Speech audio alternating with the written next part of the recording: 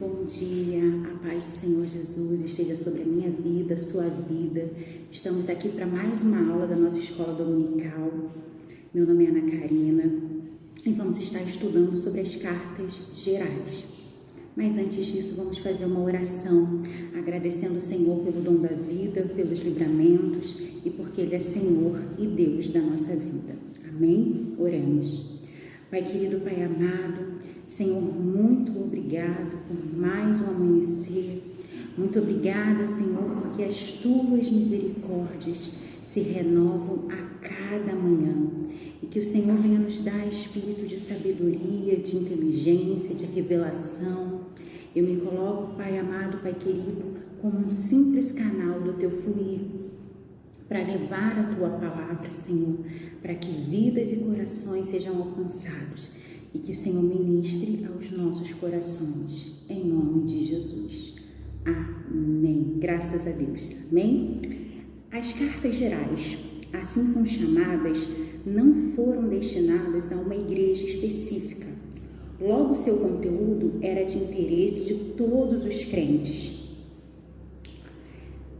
As cartas gerais são 8, né? Então, quais são as cartas gerais?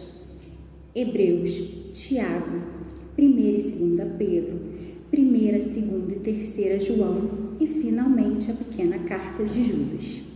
As cartas foram escritas com o objetivo de orientar, aconselhar e instruir. Então, irmãos, são 8 cartas. Eu vou estar passando de uma forma bem objetiva cada uma dessas cartas, começando pelo livro de Hebreus e indo até o livro de Judas.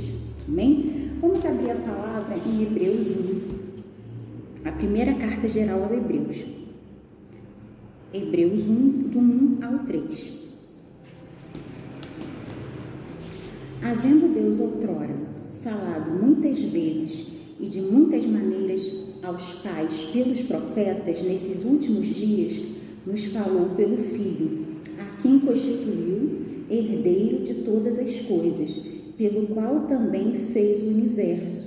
Ele que é o resplendor da glória e expressão exata do seu ser, sustentando todas as coisas pela palavra do seu poder.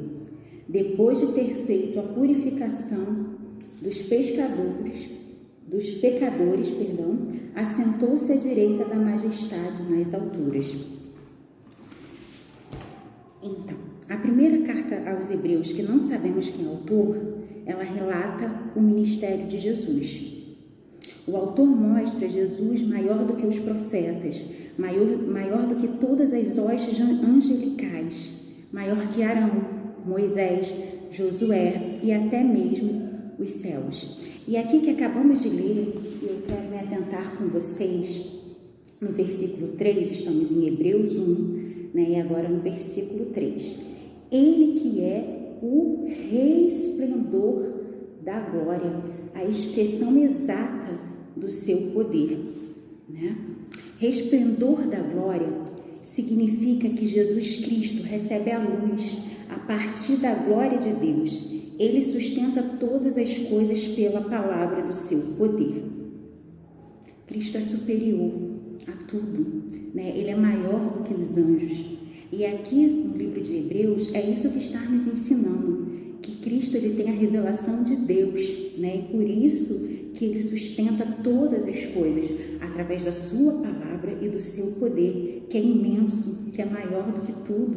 Apesar que ultimamente muitas pessoas estão querendo assumir isso e trazerem a glória de Deus, né? Mas a glória de Deus é dele, e a glória dele ele não divide com ninguém, ele não divide comigo, ele não divide contigo, porque a glória é dele. Cristo é superior aos anjos. Hebreus 1, versículo 4, tendo se tornado tão superior aos anjos quanto herdou mais excelente nome do que eles.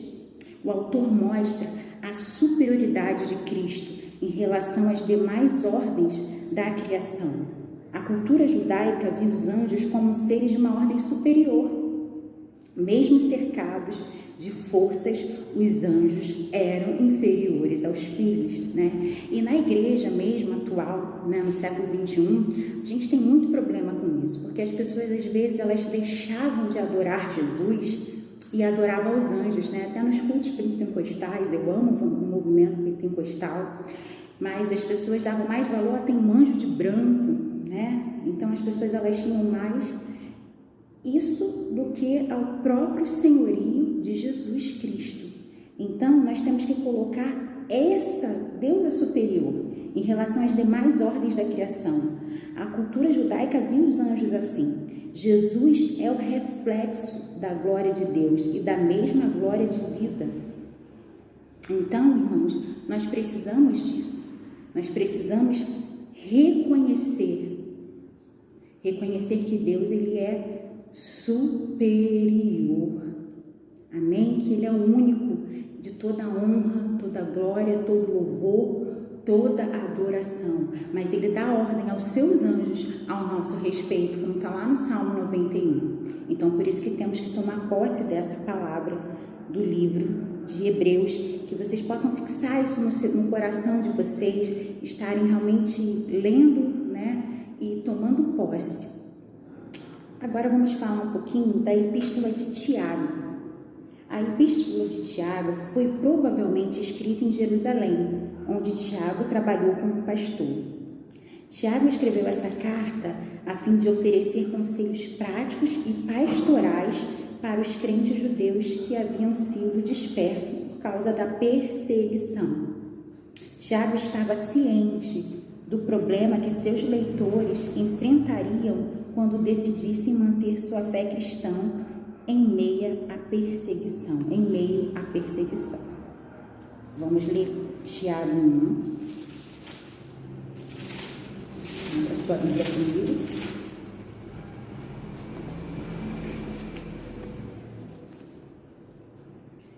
Do 2 ao 27, depois para vocês lerem, né? Anotem aí do 2 ao 27, mas eu vou ler só alguns versículos.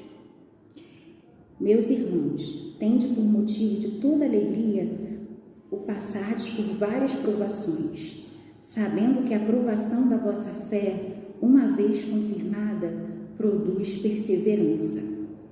Ora, a perseverança deve ter ação completa, para que sejais perfeitos e íntegros em nada deficientes. Então, o que o autor, né, o que o Tiago ele nos mostra? Tiago nos mostra que nós precisamos ter uma fé perseverante. Estamos vivendo numa época em que as pessoas querem tudo para ontem, uma fé imediatista, e não, Deus trabalha na nossa perseverança, Ele trabalha com a nossa fé, né? E nós temos que ter o que? Fé, porque sem fé é impossível agradar a Deus. Então, no meio de tantas coisas que nós temos vivido nesses tempos, né, irmãos, orando para que o Senhor nos livre logo, né, desse vírus, que possamos logo voltar a nos reunirmos, assim, de abraçar, de estarmos em comunhão. Mas isso requer o que? Uma perseverança em Cristo. Nos últimos dias, muitos têm apostatado da fé, têm deixado o Senhor. E no verso 6 de Tiago, diz: peça com fé e não duvidando, porque a dúvida é semelhante à onda do mar, que é levada pelo vento de uma parte para outra parte, né? Tiago 1, no verso 6. Então, o Senhor, Ele nos fala isso, né? Que nós precisamos, aqui o autor, ele nos mostra isso nessa carta, que nós precisamos pedir com fé e nada duvidando, pois a dúvida é semelhante à onda do mar. Quando vem os ventos, né? Quando vem as coisas contrárias na nossa vida, nós queremos o quê? Parar. Nós queremos o quê? Desistir. Nós duvidamos. Nós falamos, será que o Senhor está mesmo, né? Está no controle? E Ele não perde nunca o controle da minha e da sua vida. Então, nós precisamos perseverar, né? Porque sem perseverança, nós somos levados. Não deixe a dúvida entrar no teu coração, não deixe o medo. Mas se você hoje está pensando em desistir, em parar, duvidando do poder e da grandeza de Deus, eu digo para você, não pare, não desista, persevere até o final. Amém? Tiago também nos fala aqui no capítulo 2, 14 e 17, abra comigo, por favor. Meus irmãos, qual é o proveito se alguém disser que tem fé, mas não tiver obras? Pode acaso semelhante fé salvá-lo? Se um irmão ou uma irmã estiverem carecidos de roupa e necessitados do alimento cotidiano, qualquer dentre vós lhe disser, ide em paz, aquecei-vos e fartai-vos, sem contudo lhes dar o necessário para o corpo, qual é o proveito disso? Assim também a fé, se não tiver obras, por si só está morta. Então a fé sem obras, ela está morta. Precisamos ter uma fé viva e genuína. Ela será também através de obras, né? No verso 17 que acabamos de ler. Quando aceitamos Jesus, precisamos ter um relacionamento com Ele. E a igreja, ouvir a palavra, praticar aquilo que sua palavra nos orienta, para termos uma vida de quê? De obediência à palavra de Deus.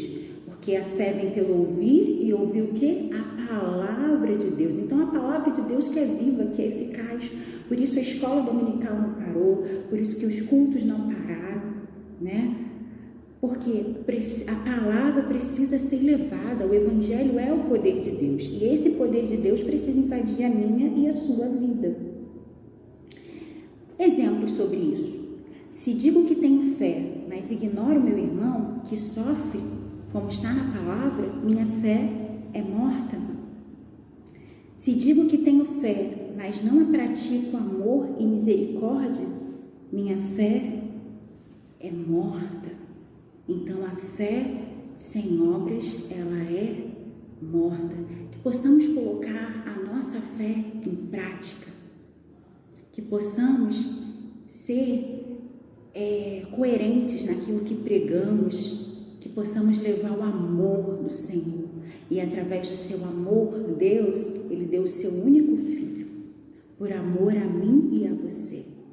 Então nós precisamos praticar o amor, a fé e as boas obras do Pai. Tiago 3 fala sobre domando os ataques da língua, né? É um livro muito rico. No verso 9 e 10, Tiago, capítulo 3, nos versos 9 e 10, diz: como ela, bendizemos ao Senhor e Pai, e também com ela, com o quê? Com a língua, com a linguinha. Irmãos, com ela amaldiçoamos homens feitos à semelhança de Deus. De uma só boca procede bênção e maldição. Meus irmãos, não é conveniente que essas coisas sejam assim.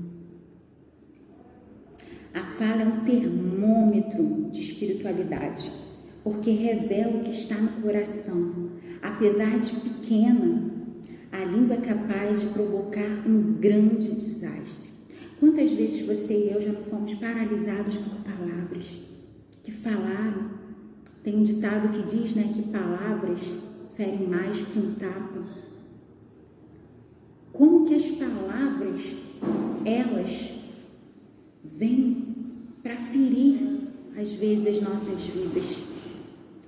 Muitas vezes nem reparamos nas contradições. Somos muito rápidos a falar mal dos outros, mas esquecemos que cada pessoa reflete a imagem de Deus e merece algum respeito tal como Deus merece. Lá em Provérbios 10, 11, anote aí: a boca do justo é manancial de vida, mas na boca dos perversos mora a violência. Que a nossa boca, irmãos, seja para glorificar o Senhor. Que a nossa boca seja para louvar o nome do Senhor. Que a nossa boca seja para bendizer, adorar ao nosso Pai e abençoar os nossos irmãos. Que a nossa língua seja para isso. Amém? Guarde isso no seu coração. Estudando as partes gerais, eu fiquei muito impactada, né? Confesso que fiquei pensativa como vai ser falar, né, de 8 epístolas para comunicar isso num tempo, né? Um tempo curto.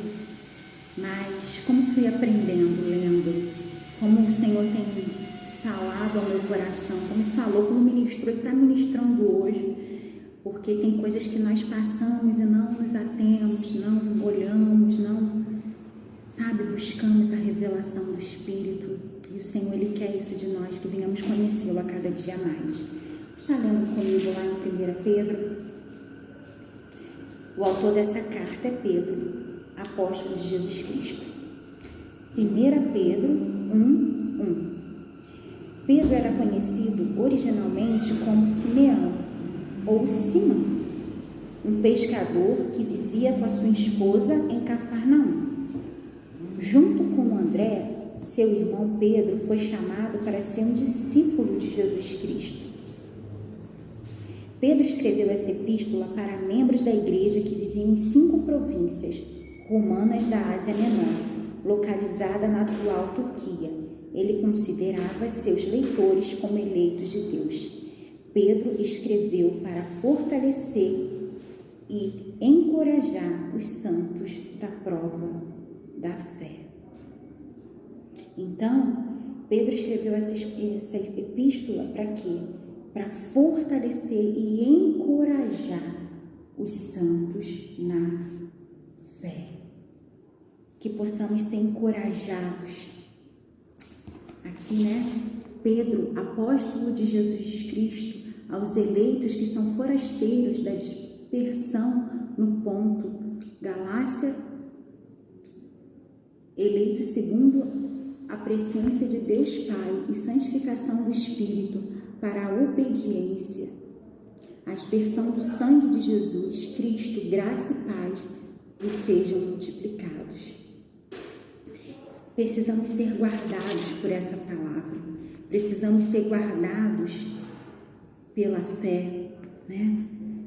Encorajados para perseverar.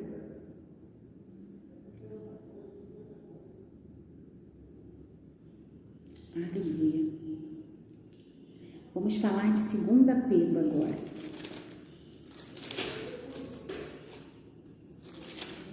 2 Pedro. Nessa carta, Pedro trata do perigo dentro da igreja, que é a falsa doutrina, dos perigos e ataques dos falsos mestres que tentam induzir a igreja ao erro e dar ouvido aos falsos mestres. Pedro era um homem que amava Jesus e foi restaurado por ele. 2 Pedro, vamos ler? Do 2, do verso 1 ao 3. Assim como no meio do povo surgiram falsos profetas, assim também haverá entre vós falsos mestres, os quais introduzirão dissimuladamente heresias destruidoras, até o ponto de regenerarem o soberano Senhor que os resgatou, trazendo sobre si mesmo repentina destruição. O que são as heresias? É um falso ensino. Por isso precisamos conhecer a palavra, por isso precisamos ler a palavra, precisamos ser instruídos pela palavra, que seria um tempo de falsas doutrinas, em que muitas pessoas pregarão coisas da sua própria carne, da sua própria vontade, fora do que está escrito, fora da revelação da palavra de Deus. Li com vocês, ele falava também, Pedro, sobre a volta de Cristo.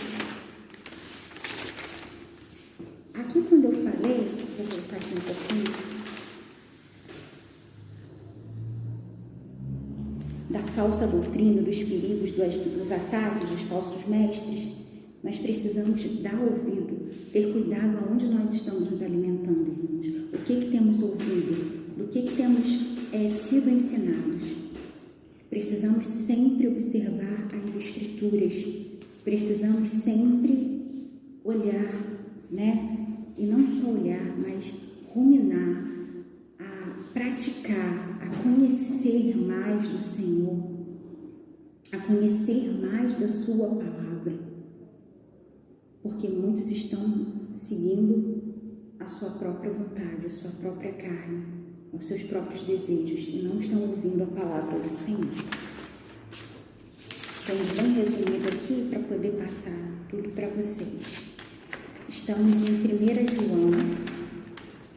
Tudo que estou lendo está aqui na palavra, né? Nosso pastor também está elaborando uma apostila e esse estudo vai ficar de uma maneira melhor para vocês lerem, estarem também tendo a revelação do Espírito. 1 João 3,18. Vamos ler? 1 João 3,18 diz: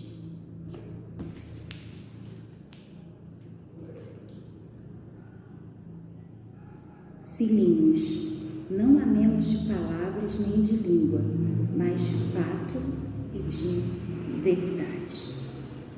O tema dessa carta de 1 João é um tema de comunhão, é uma carta do Pai aos seus filhinhos. Olha que coisa linda. João é chamado do apóstolo do amor. Ele queria sentir, ele queria ouvir ao Senhor, porque o Senhor ele nos chama para comunhão desde o início da criação, né? E temos perdido essa comunhão. Falamos sempre, Deus nós chamamos, mas nós temos dificuldade de amar o nosso irmão. Que o amor não seja somente em palavras, mas em atitude e em verdade. E esse livro de 1 João nos ensina isso. Por isso, quando uma pessoa se converte ou está chegando na igreja, né, nós falamos sempre para começar ali pelo livro do João, que é um livro do Pai aos seus filhinhos, falando do amor. E que esse amor, irmãos, possam invadir o nosso coração. Que esse amor possa invadir a nossa vida, que sejamos mais misericordiosos, que possamos olhar com mais amor para as pessoas, que possamos que a nossa vida venha a exalar o bom perfume de Cristo.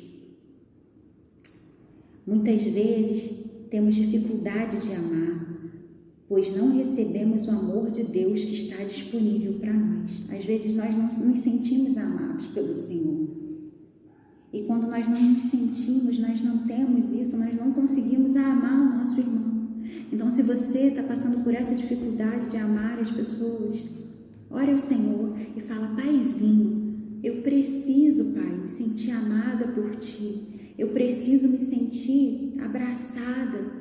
Eu preciso reconhecer a minha filiação, que eu tenho um Pai que me ama, um Pai que cuida de mim. Irmãos, isso é cura para a nossa vida, isso é uma chave muito especial, é uma chave que traz revelação para a nossa vida.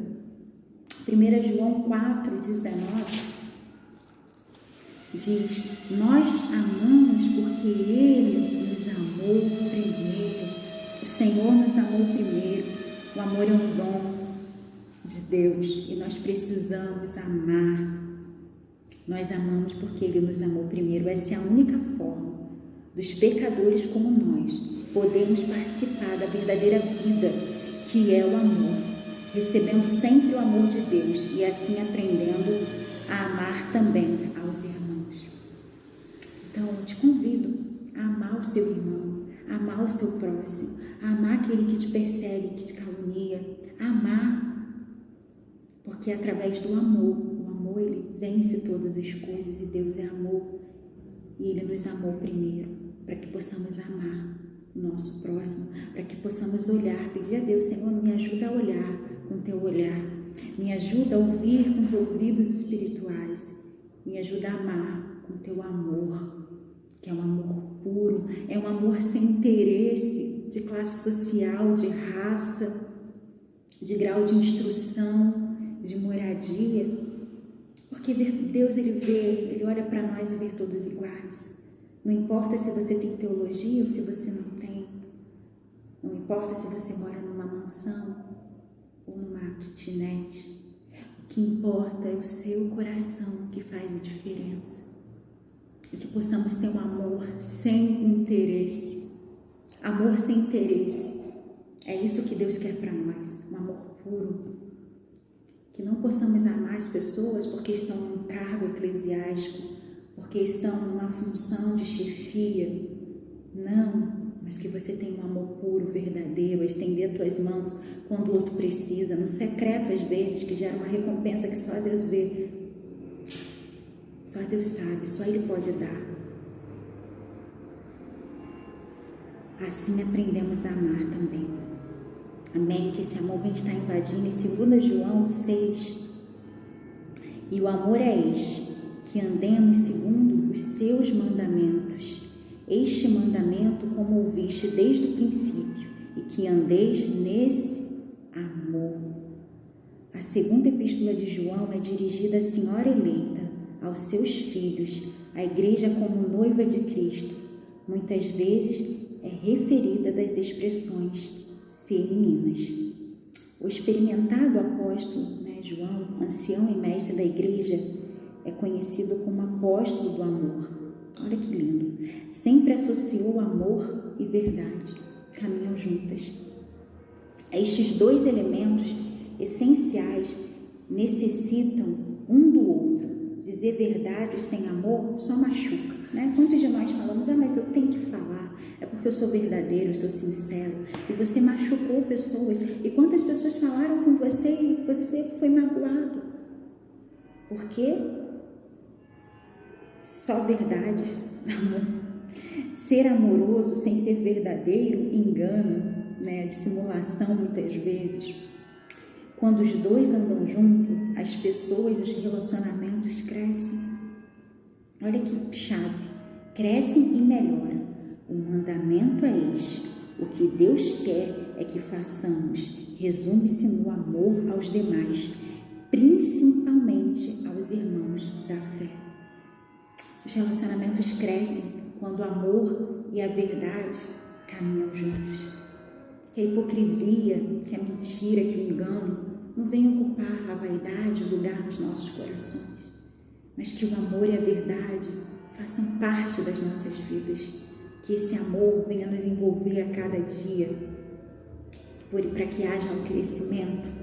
Muitas vezes isso atrapalha todas as áreas das nossas vidas também, porque o Senhor quer que esse amor, que essa verdade venha caminhar lado a lado conosco, para que possamos crescer no conhecimento, na graça, na revelação e no poder do seu amor. Amém? Glória a Deus.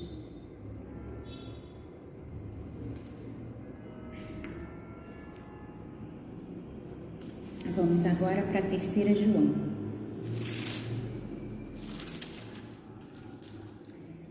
3 João 1:4. Não tenho maior alegria do que esta, a de ouvir que os meus filhos andam na verdade. O livro de 3 João não revela diretamente o nome do seu autor. A tradição desde os primeiros dias da igreja estabelece que o autor foi o apóstolo João, tendo várias conjecturas ao longo dos anos de um outro discípulo de Cristo chamado João. Talvez tenha sido responsável por esta carta.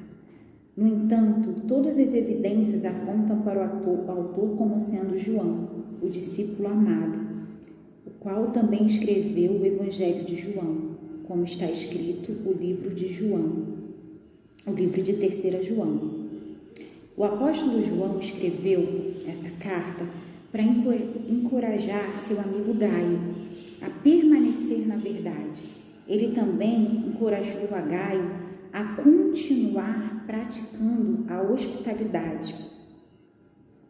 A epístola de João incluiu uma repreensão dirigida a Diótrefes, um homem dominador em uma das igrejas da Ásia Menor. Diótrefes foi repreendido por menosprezar a autoridade de João e por recusar hospitalidade a missionários viajantes. Também se inclui na epístolas um elogio a Demétrio, cuja vida exemplificava verdadeira fé e conduta cristã. Nada se sabe sobre Gaio, exceto que João o amava como um filho espiritual. Então, João escreveu para o seu amigo a permanecer na verdade, para não apostatar da fé, porque muitos perdem o caminho. E João incluiu isso para praticarmos, a continuar praticando a hospitalidade, né? É isso que o Senhor Ele quer a cada dia, que sejamos encorajados e possamos encorajar mais alguém. João aqui, ele encorajou o seu amigo. E você? Tem sido encorajador ou um desanimador? Que possamos encorajar vidas, que possamos encorajar as pessoas a irem mais longe, a irem mais alto. O Senhor nos chama para isso e Ele nos instrui a isso. Essas cartas, elas são cartas de instruções.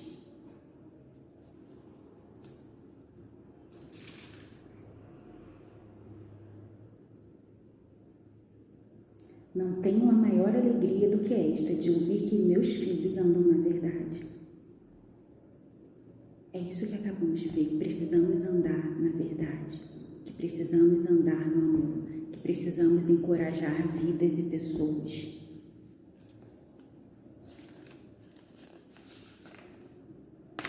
Que esse versículo você venha guardar essa terceira epístola de João, né? Não tem maior alegria do que essa.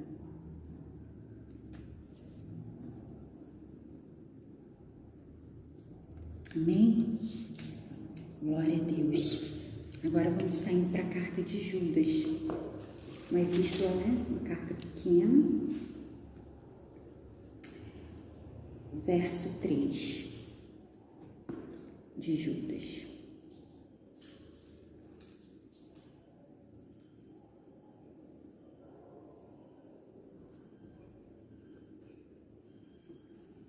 Amados, embora estivesse muito ansioso por escrever acerca da salvação que compartilhamos, senti que era necessário escrever-lhes, insistindo que batalhassem pela fé uma vez por todas, confiadas aos santos.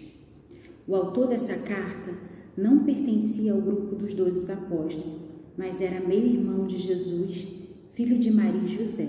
Depois vocês leiam Marcos 6:3. Irmão de Tiago, que era pastor da igreja de Jerusalém, o autor da carta do Novo Testamento. Esta carta de Judas apresenta conteúdo muito semelhantes aos tratados na segunda carta de Pedro e tem sido um alerta nos convocando a sermos esclarecidos de modo de não aceitarmos ensinos enganosos que promovem a morte. Então, aqui está falando que nós precisamos o quê? Guardar o nosso coração para não aceitarmos ensinos enganosos que só vão produzir morte. Aplicação prática. Vivemos em um momento único na história e este pequeno livro pode ajudar a equiparmos a enfrentar os incontáveis desafios de viver no fim dos tempos. Irmãos, que tempo tem sido esse? Tempos difíceis, né? Pandemia, guerras, tantas coisas acontecendo. Mas aqui nós temos um encorajamento para guardar o nosso coração das coisas desse mundo, dos enganos desse mundo. Porque aquele que perseverar até o fim, esse será salvo. E eu quero fazer parte. Você também, eu creio que quer fazer parte. Você está aqui assistindo hoje dessa aula. Estamos compartilhando e aprendendo juntos. Você quer e você vamos ter a nossa salvação. Não vamos perder, né? Então, equipa-nos a enfrentar incontáveis desafios de viver em tempos difíceis, o cristão de hoje deve ter cuidado com as falsas doutrinas que podem facilmente enganar-nos se não formos bem versados, né, na palavra. Se a gente não estiver firme na palavra, na revelação, no conhecimento, a gente não consegue. Então, por isso que é importante você estar pautado. E devemos ter cuidado. Enganar-nos se formos bem Judas, isso, precisamos estar firmes na palavra. Foi o que eu li. Judas escreve que as más obras são a prova de apostasia. Deixar, abandonar a fé. Quantos nesse tempo têm abandonado? Se acostumaram a não estar mais buscando ao Senhor, não estar orando, porque a igreja somos nós. E cada casa virou uma igreja, virou um lugar de cultuar e de adoração. Porque aqui já é a revelação, né, do fim, e que precisaríamos estar prontos para a salvação. Então, que nós não possamos entrar, que nós não possamos apostatar da fé, mas que nós possamos ficar firmes. Ele nos exorta a batalhar pela fé, pois há joio no meio do trigo. Falsos profetas estão na igreja, nem todos que dizem Senhor, Senhor, herdarão o reino dos céus. Por isso precisamos ter a revelação do discernimento do Espírito. Quando temos discernimento espiritual, irmãos, é uma chave muito grande, que a pessoa pode estar olhando e falando várias coisas para você, mas o Espírito Santo vai te falar. Ele vai te revelar o que é verdade, o que não é, numa conversa. E a questão da palavra você vai consultar. Meu irmão, minha irmã, vamos lá, vamos ler a palavra junto, vamos ver o que o Senhor nos fala sobre isso. E o nosso pastor, ele sempre nos ensina isso, a pautar na palavra de Deus, porque ela é viva, ela é eficaz, ela é verdadeira. Falsos profetas estão na igreja e os santos estão em perigo. Judas é um livro pequeno, mas muito importante e digno de estudo, escrito para os cristãos de hoje. Precisamos conhecer o Evangelho para proteger e defendê-lo. Precisamos conhecer Cristo, precisamos conhecer a palavra que Ele nos deixou.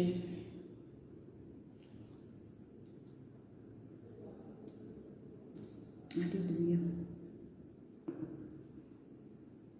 Precisamos conhecer o Evangelho para protegê-lo e defendê-lo e aceitar o senhorio de Cristo, o qual é evidenciado por uma mudança de vida. Quando nós aceitamos Jesus, quando nós conhecemos a Jesus, nós temos uma mudança de vida. Nós somos transformados. Há uma transformação, né? O Senhor, Ele convida: vinde a mim todos os que estáis cansados, sobrecarregados, mas também tem que haver uma mudança. Nós temos que querer, irmãos. Precisamos querer aceitar, né? A cada dia ser moldados pelo Senhor através dessa palavra, através do seu amor. Nossa vida em Cristo deve refletir o conhecimento do nosso próprio coração, que descansa na autoridade do Criador e Pai Todo-Poderoso e põe fé em prática. Precisamos o quê? Colocar a nossa fé em prática. Precisamos desse relacionamento pessoal com o Pai. Só então conheceremos sua voz tão bem. Quando conhecemos a voz do Senhor, nós não vamos ser enganados por nenhum falsos profetas, falsos mestres, por pessoas que vêm nos enganar, como está aqui no livro de Judas. Que o Espírito Santo venha continuar falando aos nossos corações.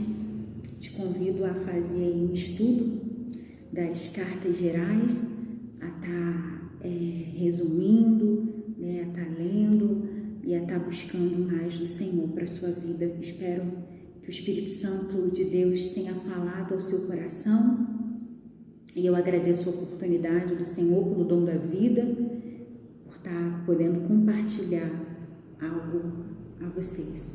Amém? Que Deus os abençoe poderosamente. Vamos orar agradecendo ao Pai. Senhor, graças te damos por essa aula, graças te damos porque Tu és bom, porque as Tuas misericórdias se renovam a cada manhã. e as tuas misericórdias são a causa de não sermos consumidos. Que a paz de Deus, que excede todo entendimento, venha guardar nossa mente e o nosso coração em Cristo Jesus. Um grande beijo, que Deus te abençoe e fiquem na paz.